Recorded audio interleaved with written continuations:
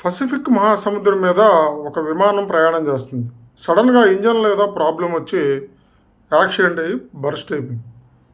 ఆ విమానంలో ముగ్గురు పైలట్లున్నారు. ఒక ప్రధానమైన పైలట్లు, ఇద్దరు అసిస్టెంట్స్. విమానం పగిలిపోయింది, కాలిపోయింది. ఆ ముగ్గురు పైలట్లు సముద్రంలో పడిపోయారు. పడిపోతే మొదటివాడు భయపడిపోయి నేను చచ్చానురా నాయనా అని చెప్పేసి వాడు చచ్చిపోయాడు.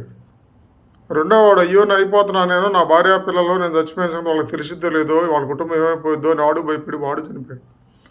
మూడోవాడు ఏమనుకున్నా అంటే నేను ట్రైన్డ్ కదా, నాకు ఈదటం బాగా వచ్చు, కాబట్టి నా దగ్గర శక్తి ఉన్నంత వరకు ఈదుతా, కొంచెంసేపు తేలుతా, నీటి మీద తేలడం కూడా నాకు వచ్చు కదా, కొంచెం ట్రై చేస్తా, కొంచెంసేపు ఈదుతా, కొంచెంసేపు తేలి ఆడతా, ఎవరిని వచ్చి కాపాడితే కాపాడొచ్చు, నా ఆఖరి ఎనర్జీ ఉన్నంత వరకు నేను ట్రై చేస్తాను అనుకొని వాడు ఈదటం మొదలు పెడతాడు. నీటి మీద అలసిపోయినప్పుడు తేలి ఆడుతూ ఉంటాడు.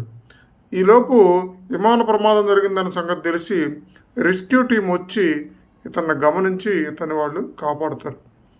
అంటే ఏమాత్రం ఛాన్సెస్ లేనప్పుడు కూడా ధైర్యంగా ఉండి మన ప్రయత్నం మనం చేస్తే విజయాన్ని సాధించవచ్చు. ఒకసారి ఐసీసీ వరల్డ్ కప్లో ఫైనల్ అనమాట 2020 ఇంగ్లాండు వెస్టిండీస్ ఫైనల్ ఆడుతున్నాయి.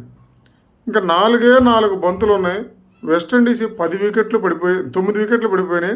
10వ వికెట్ ఆడుతున్నాడు. 4 బంతుల్లో 24 రన్స్ చేయాలి. ఆడేవాడు 10వ నంబర్ బ్యాట్స్మెన్, వాడు బౌలర్. ఎక్కడన్నా ఛాన్సెస్ ఉన్నాయా? కానీ బ్రెడ్ వెయిత్ అనేటువంటి బ్యాట్స్మెన్ బౌలరు 4 బంతుల్ని 4 సిక్సర్లు కొట్టి వెస్టిండీస్ విన్ అయింది. అసలు చూసే ప్రేక్షకులు ఆశ్చర్యం అనమాట. అసలు 1 నుండి 6 కొడతాం, 4 సిక్స్లు కొడతాం అంటే. సో ధైర్యంగా ప్రయత్నం చేస్తే ఎటువంటి ప్రాబ్లం నుంచైనా మనం బయట పడవచ్చు.